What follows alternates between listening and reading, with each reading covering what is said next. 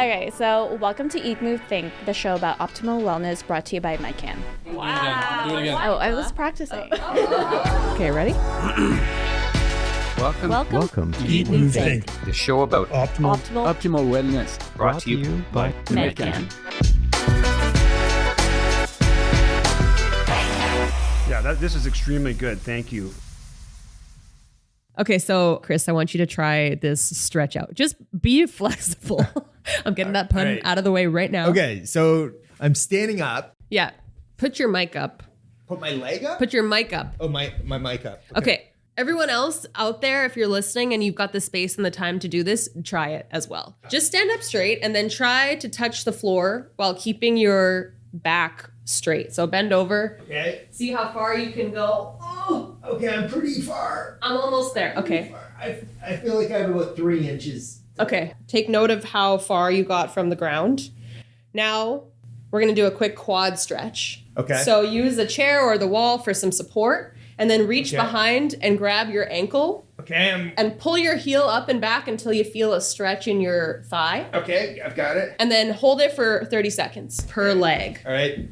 We'll skip ahead to the 30 seconds. Yeah, 30 seconds is a long time. Okay. Yeah. 29, 30. Okay. So now? We've tried it. Now we're going to go back to the first thing we did. So go back and try to touch the floor again with your back straight. Okay. I can touch the floor now. Yeah, I touched the floor. Did you? And you? I don't know if your back was straight. I don't want to talk about it.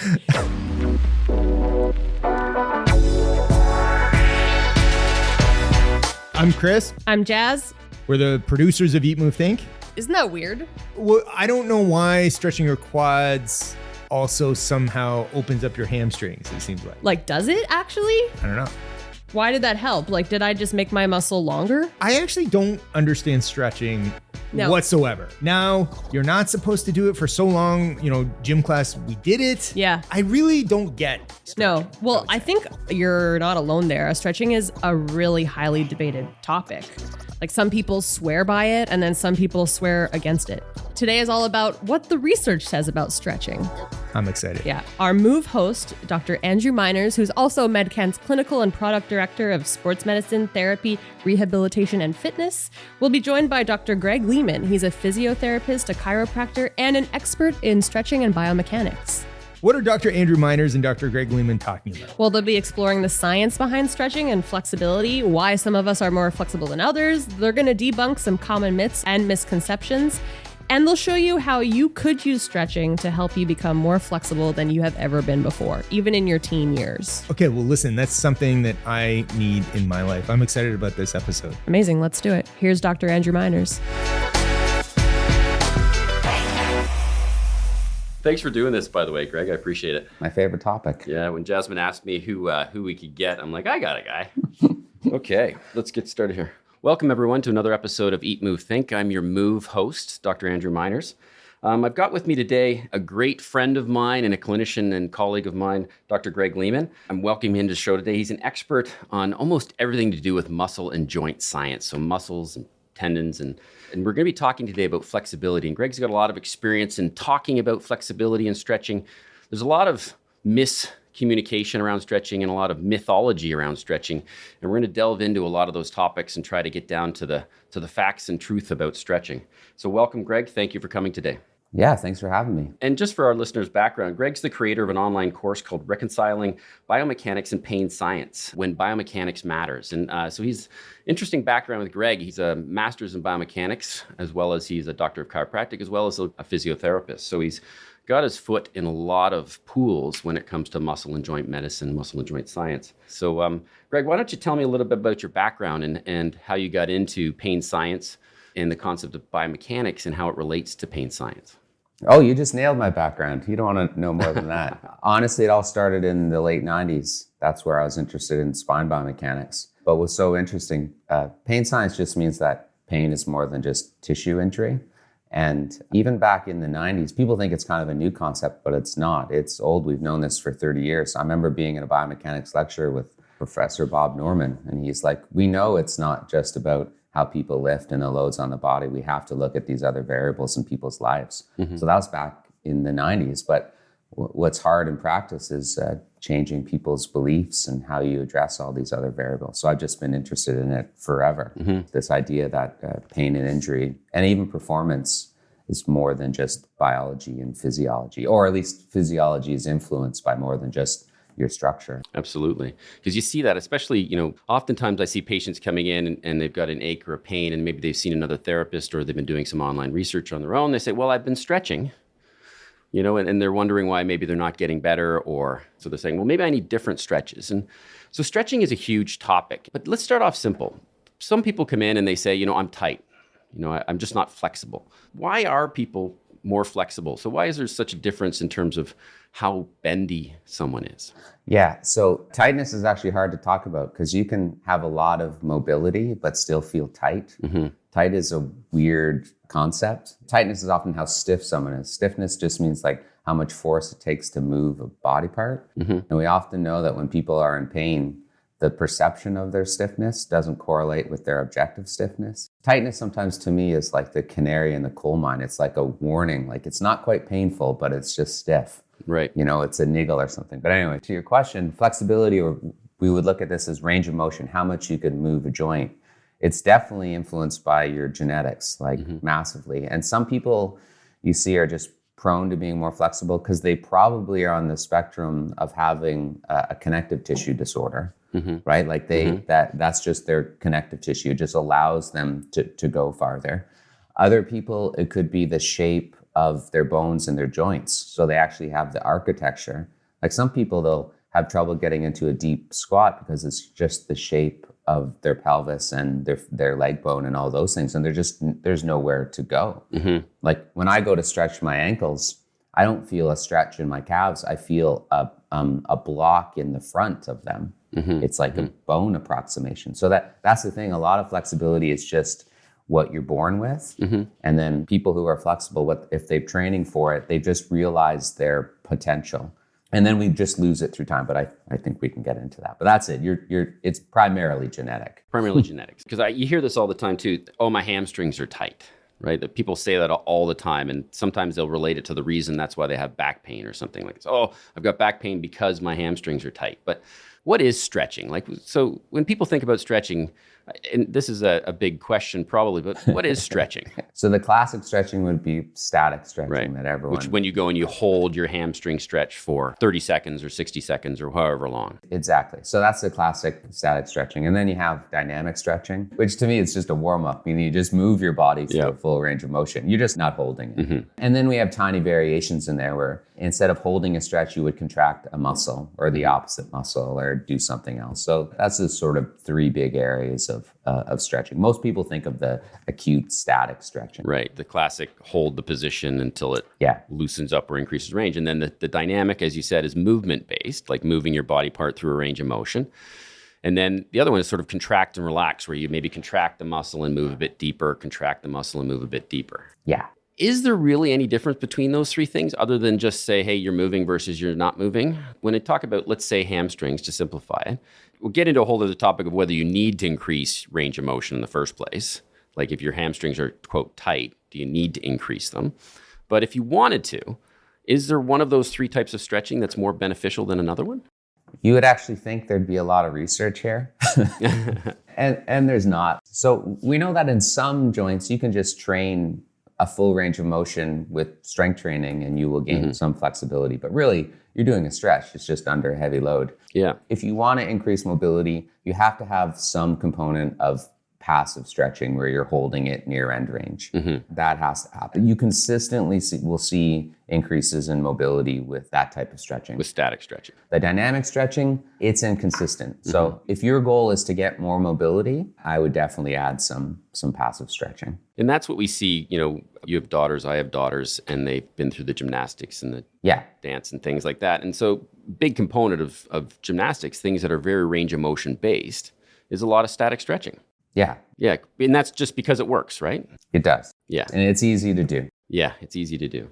Now, because a lot of times patients and people are wondering, well, I've got something tight. I want to increase the range of motion. There's different types of stretching, dynamic, contract, relax, and there's static stretching. And we just discussed that static stretching is probably the best one for trying to actually increase range of motion if done effectively and done regularly. Yeah. Is it the muscle actually getting longer? Or is it something else going on of why does the range of motion increase? I got into stretching because I hated it, right? And so that... What? Yes, that's why I'm an expert on stretching, because I actually hated it and I wanted to tell people not to stretch. And then like 7 years ago, I was asked to write a paper because the other authors knew what I was going to say. They knew I was going to say, don't do it. And then I actually had, not an epiphany, but I said, I need to challenge my biases here. And then when I read the totality of research, I'm like, I got to back off on my strong opinions here. Okay. Like there's a lesson to be learned. So like 25 years ago, there's a lot of research coming out when people would stretch over 6 to 8 weeks, they would increase their mobility. So they had increases in range of motion, but there was no change in how stiff the joint was. Can you explain that when you say range of motion versus stiffness? Yeah, so stiffness is like your resistance to movement, how much force it takes to move you. Okay. Right, so it's called a stress strain curve. Like an oak tree is stiff compared to a willow tree. Okay. Right? Right. So it takes more force to move it, to bend it. The way they would do these studies is a machine would pull your leg up and they would measure how much it's moving and how much force it took to move your leg. And at some point in time, you'd say, stop, I can't take it. Like that's too much. And that would be your peak range of motion. Okay. And then they also got a stiffness curve. And what they found was people had more mobility after the stretch training. Greater range of motion. Right. Greater range of motion, but no change in stiffness. And so what they said was people were, before they would say stop at say 70 degrees, and now they're saying stop at 85.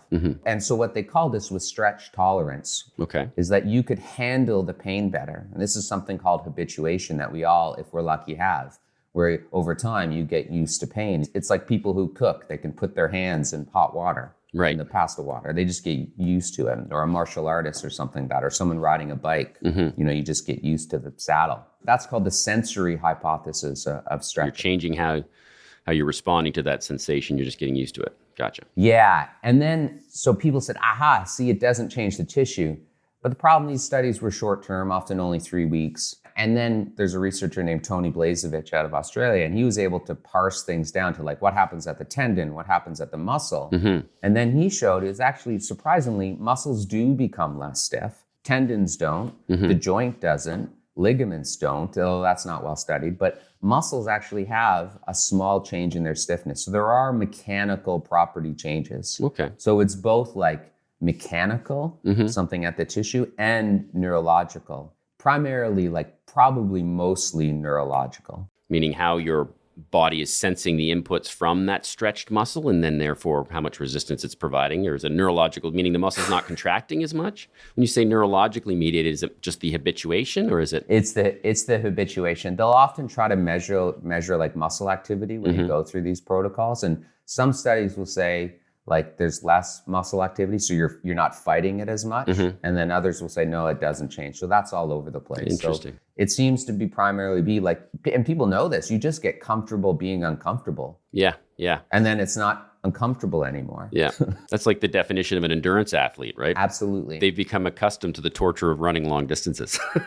Yep. That's what we think. We think it's a bit structural, but not a lot. Okay. And that's relevant too, because like, people will often say, I got to stretch because it's going to change my posture. Like I'm going to loosen up this tissue. Like I'm going to loosen up my hamstrings and then it'll allow my pelvis to tilt differently. Yeah, you hear that a lot. It doesn't happen. They don't actually loosen up at that range. They're not any less taut or really dramatically less stiff, so that won't work. You got more mobility, but you won't see someone's posture change if you stretch them. No, absolutely not. It's a behavior over time.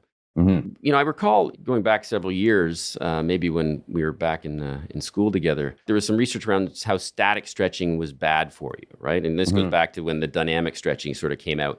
And they looked at high-level athletes, like sprinters, for example. So when they did static stretching of a muscle group, that they reduced stiffness in the muscle, potentially, or I think that was, or they reduced power output. In the short term, stiffness is reduced. And then, definitely power is reduced, And so then it came that, you know, you shouldn't static stretch before sports. One, it was determined it didn't really have an impact on injury. Was the common thing, right? That stretching your hamstrings before sprinting wouldn't prevent you from hurting your hamstring. And then the other thing came out that you would actually run slower, theoretically, maybe 1/100th of a second or something like that. It only matters if you're an Olympic sprinter, but it certainly doesn't matter for me. But is there truth in those things? Do those prefaces still hold? So there's a lot of nuance here. So if anyone wants to read the researchers, David Bem is a researcher out of Newfoundland. Tony Blazevich, she's a great one too. They all work together. And they wrote a paper in 2012. That's when it started saying, okay, back off a little bit here. Yes, if you hold a stretch for longer than 60 seconds, which no one does. It's too boring. In the short term, there's a tiny decrease in power and strength, but most people don't hold it that long. And then it's really only in very simple activities like that. It doesn't seem to cross over to more dynamic, like complicated tasks. But then their work went on to show, then if you just do a warm up, or some dynamic stretching after static stretching, that loss is washed out. You don't really have those decreases in force. Oh, really? Okay. Yeah, so like if you just static stretch and don't do a warm-up, yeah, you'll have a tiny decrease in force and power output. But as soon as you do it in a warm-up, which most people do, it's fine. And then in terms of injury, again, this research group, they've been saying this for years. It is true, like static stretching before all sports, like jogging, playing soccer, all of these things, they're not gonna prevent all injuries or most injuries. But if you go and look at more specific research, like just sprinting or ballistic activity, there's about 6 papers that show that static stretching before will help with like muscle tear like injuries. Help prevent muscle tear injuries? Yeah, Okay. I know. It's a surprise. Like what people have been doing is actually right. And you kind of know this in practice. You're a fast sprinter and you would see sprinters like before races touching the palms of their hands to the ground. Yeah. They almost all do that. Yeah, super powerful men and women, ridiculously flexible. And we see this in gymnasts, you see this in dancers. So there's a disconnect between the research that we are saying. Like anything, there's more nuance. We're covering a lot of area here already, and I hope our listeners aren't getting too confused, because I love chatting with you because you've got so many insights, and I always learn something new when I do, and you always challenge the status quo oftentimes. Like you said, check your biases. Yeah. And I find that a very valuable thing that I try to do myself. So for the average layperson who's, say, going to go play tennis, or they're going to play golf, or they're going to play, weekend warrior old man's hockey or baseball like I do, should you stretch before you do an activity? This is the thing. A warm-up, dynamic stretching, going through a full range of motion is probably what you need. Right. So taking your body through the movement that you're kind of going to be doing in the activity. Yeah. Mimicking the movement, starting small, building gradually, getting yourself ready to move. Yeah, exactly. I stretch more now because I do gymnastics and I need more range of motion to do the task, right? So if you have a task that needs range of motion, then you should do some sort of end range stretching movement. Right.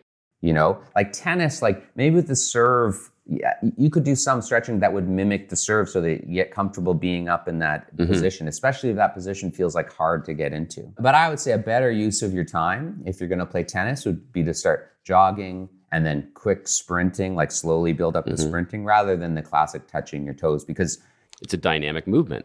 Oh yeah, you got to essentially say, what do I have to do in this sport? Okay, I want to slowly build myself up to do it. If it involves changes of directions, do stuff that involve change of directions. If it involves sprinting, sprint.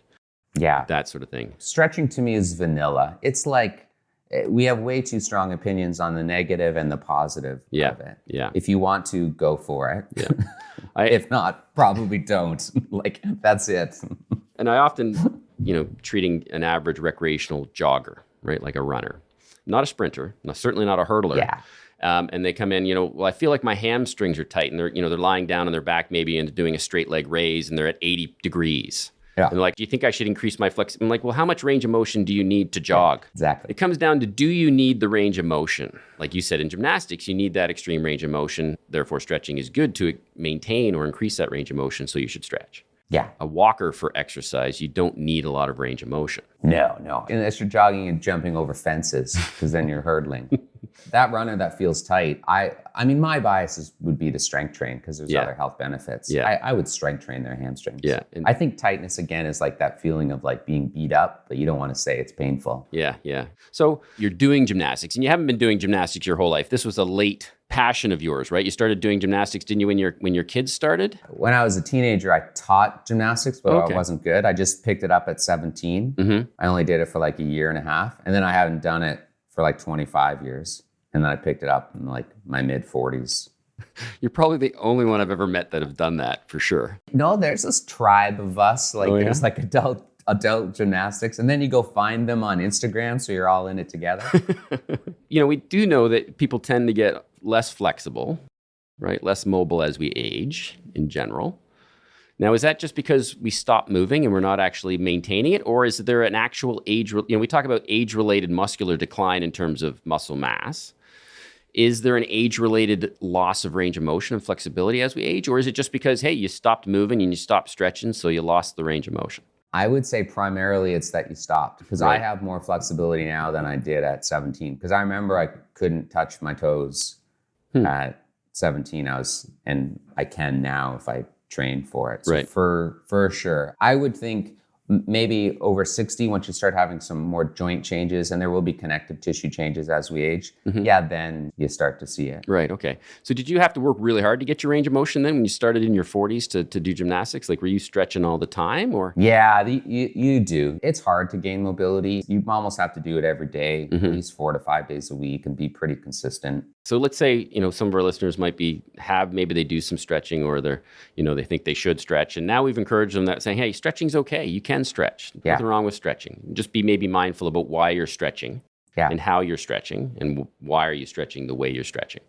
But if someone was going to start, say, yoga, what kind of recommendations should we give a person who's just starting a stretching routine and who might be fearful of overdoing it or hurting themselves? Is there a guideline that you say, should you hold for 10 seconds or 60 seconds? Should you do it 2 times, 3 times? Is there a recipe that, you generally would recommend to people, or is it not so much about a recipe? There's no recipe, but I would say people are starting. If you did it 20 years ago, don't compare yourself to what you were 20 years ago. Forget that exists. Be a true beginner. And just because you go to a yoga class that's 45 minutes, you shouldn't do the whole 45 minutes. You have to start with less. And then when it comes to stretching, people think it should hurt. It doesn't have to. There's a few studies where they go to the point of pain and the point of discomfort. Like discomfort is less. It's just, whoa, I'm pulling here. Pain is like, oh, this is killing. Just going to the point of pulling, that's enough. So I would do when you're starting less than you think. It's just like any sport. Same with running. It's okay to walk, Understand your tolerance and capacity. You got to start small, build gradual. Yeah, and good yoga teachers are good at that. They'll tailor it to you. Oftentimes, I say if people are going to stretch for range of motion, it's to stretch, keep it comfortable. Don't force it. Don't go past your tolerance. And do it often if you're going to have a change. Absolutely. One of your clinical passions is education around pain science in the chronic pain world. And so, chronic pain is a big topic. Is stretching helpful for people that have chronic pain? You hear, like going back to what you mentioned before, is like someone who comes in, and a lot of times people say, oh, I've got chronic neck pain because I have bad posture. And I'm stretching to improve my bad posture, but they don't get better. So how does stretching fit into the chronic pain model, or does it? So it can be part of the model. Part of helping someone with persistent pain is that some sort of movement or activity is considered beneficial. Right. And so that could satisfy that, especially if stretching is important to someone and it's something they love to do, and maybe they've been told, oh, no, don't stretch because it's going to stretch out your ligaments and you're going to get hypermobile, and that's why say they were told something that was negative about stretching and they miss it and they love doing it. My favorite thing to say to someone is like, oh, no, you can start doing the things you want again. You're resilient and strong. You're just sensitive. So stretching could be helpful in that person because they love it and it's meaningful. But someone else might be like, I hate stretching. I was told I have to stretch to like release my trapezius muscle. And no, that would be an unhelpful belief. And that's not true. Like, no one has to stretch. There'd be other things that you could do there. So it would be part of the package of helping someone with persistent pain. It would be the movement area. But I would say no one has to do it. And so I guess that also links what you said. If someone even comes in and says, hey, I've got this problem, this hurts, but I find that this really helps. This feels good. I'm like, good things are good. Yeah. Don't stop doing good things. And so is it just because people feel better when they stretch, or is there a reason? Is it just this habituation where so I feel better when I stretch? So habituation is the long-term effect. Right. And it might be that. The short-term effect is that most people have a pain-relieving effect of any type of exercise. And then I think there's also something of people just getting connected with their body. Again, like we are designed to move, if you had to say something about humans. It doesn't matter what you just do something. Right? And so It's also the George Costanza therapy approach. Remember when like he realized nothing was going right with his life, so he said just to do the opposite? Right, yeah. If you're just sitting all day, hey, I have an idea, maybe don't sit, do something else, and stretching feels good. Yeah. That's it. So when we talk about, people that feel stiff or are stiff or have reduced range of motion, and we talked about flexibility and stretching and, the three kind of major types of stretching, although there's nuances in there. What about stiffness? Like, is there instances where stiffness is good? Yeah, like say you're a runner, you probably want a stiff Achilles tendon. Okay, can you explain that a bit? Yeah, so this is at a tendon level. So tendons are like springs. They store and release elastic energy. Mm-hmm. And tendons are what attach our muscles to the bone. Thank you. Yeah. They attach our muscles to the bone. And running is that most of the energy comes from the tendon. Like the muscle is just there to tighten up the tendon a bit, and then you bounce. That's why runners are really bouncing along. And so as we age, our tendons actually decrease their stiffness. Okay. Yeah, that's why it's harder to run, and that's why we're less efficient. So heavy strength training can help increase the stiffness of a tendon. But surprisingly, stretching won't change it. So really? Yeah, that's what I mean. Like stretching really doesn't change stiffness that much. So stiffness is helpful, but don't feel like the stretching will decrease the stiffness. That's interesting. But it's funny, what do we do when we tear a ligament in our ankle? We actually load it up, which is tension, which is like stretching, and then it gets stiffer and stronger. This one, we have a lot of negative views about stretching, which isn't well supported. It doesn't really make us less stiff in terms of our connective tissue or ligaments or muscles or tendons. Interesting. Yeah. You can only decrease stiffness, it seems, in those type of tissues by injury, like just hammering it, right, or like putting yourself in a cast. Right. Immobilization. And age. Yeah, and age. So immobilization, age, and trauma. So I was playing touch football this summer, and I was on defense, and I was covering a guy, and he just fell down in front of me. Oh. Like, he just fell down, and he's like, he turned around and, did you kick me? And you've heard that, I'm sure. I've heard that on many different times where Achilles tendons have ruptured, and they say, did you kick me? It felt like someone kicked me. And so in that situation, let's say stretching wouldn't have prevented that. No. Gosh, would have strengthening prevented that? In theory, as we age, everyone starts to develop changes in the tendon structure. We call it tendinosis. Part of that tendon, we would say, maybe isn't as healthy, but it's a normal change. It happens when you're a teenager. Right. But the theory is that those changes can be mitigated by heavy strength training. By heavy, I mean less than 10 reps. Right. You can both build up the tendon itself that doesn't have these changes in it, and you might be able to slightly change those tendinosis changes. Right, which is what we see with rehabilitation programs around the Achilles. It's designed to load the tendon. Even though it's weak and painful when it's actively symptomatic with chronic tendinosis, we load them because we know that loading is good for injured tissue. You just got to do the right loading at the right time and in the right way. Yeah, that's the idea. But it is really hard. You couldn't take a scan of 100 players in your league and figure out and predict who might rupture.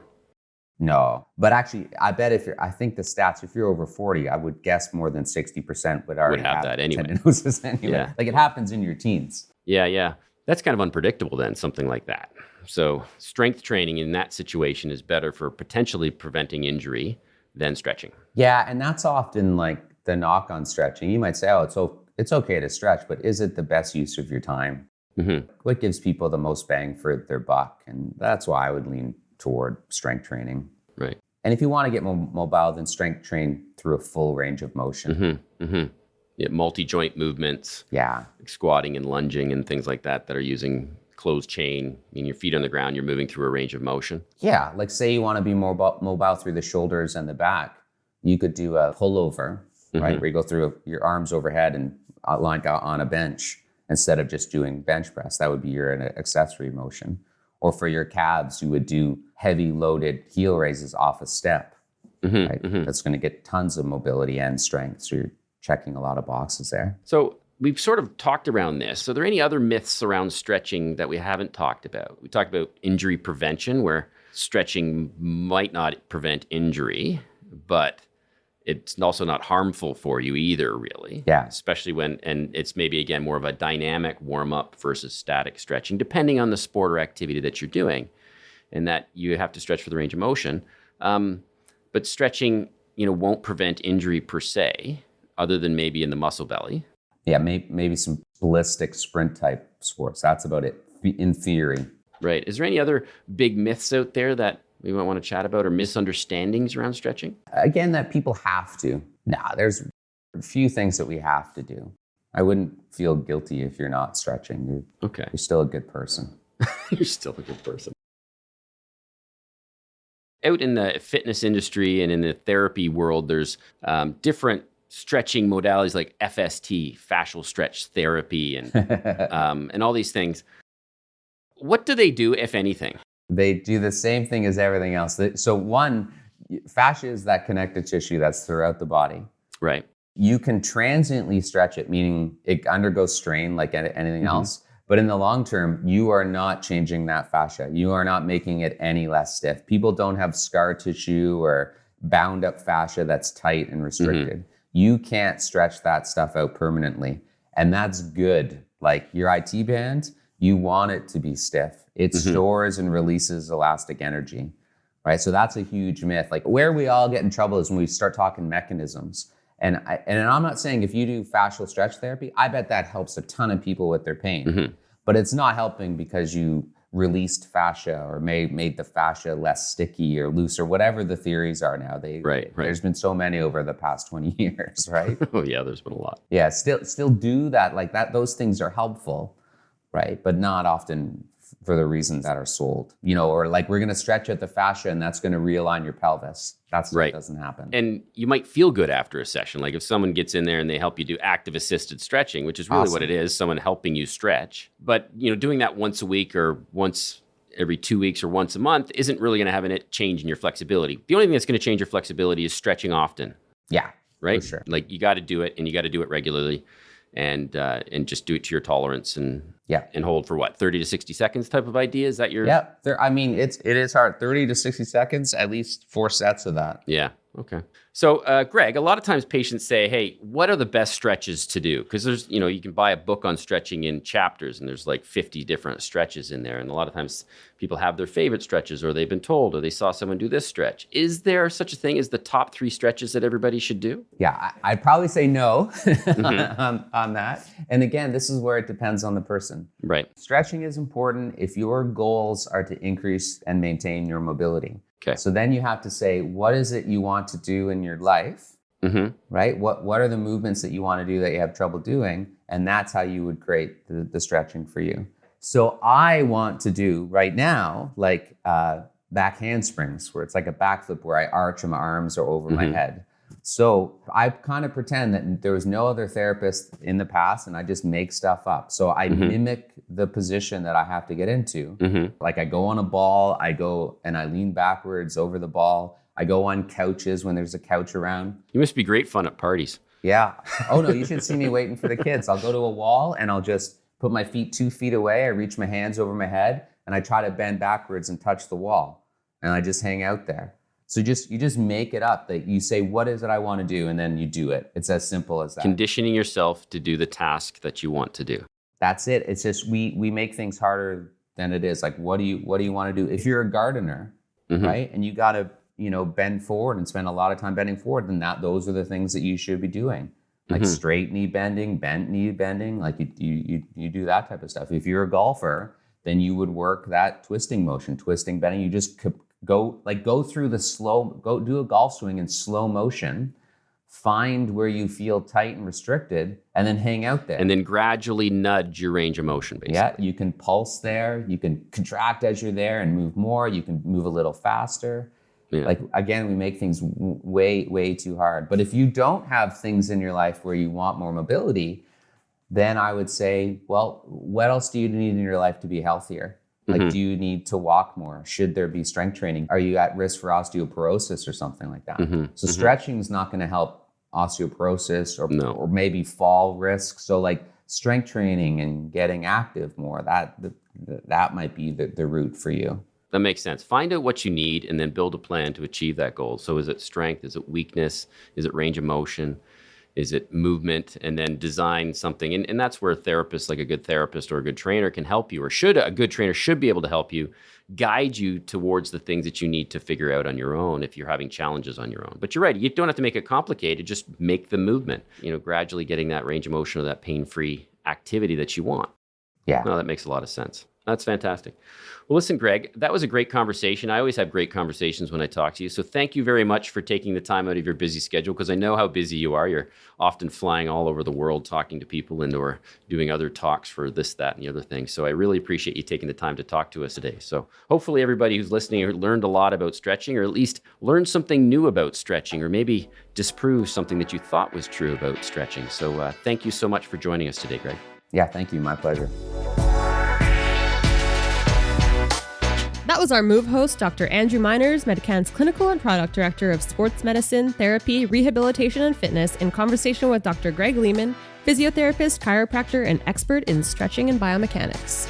Follow Dr. Lehman on Twitter at Greg Lehman, GregLehman. We'll post episode highlights and links you can visit on our website, eatmovethinkpodcast.com. Say hello and send us a tip or a suggestion by emailing us at info@eatmovethinkpodcast.com. Eat Move Think is produced by Ghost Bureau. Jasmine Ratch is managing producer. Social media and strategy support is from Chantal Gertin, Andrew Imex, and Emily Bozick. Executive producer is me, Christopher Shulgin. We'll be back soon with a new episode examining the latest in health and wellness.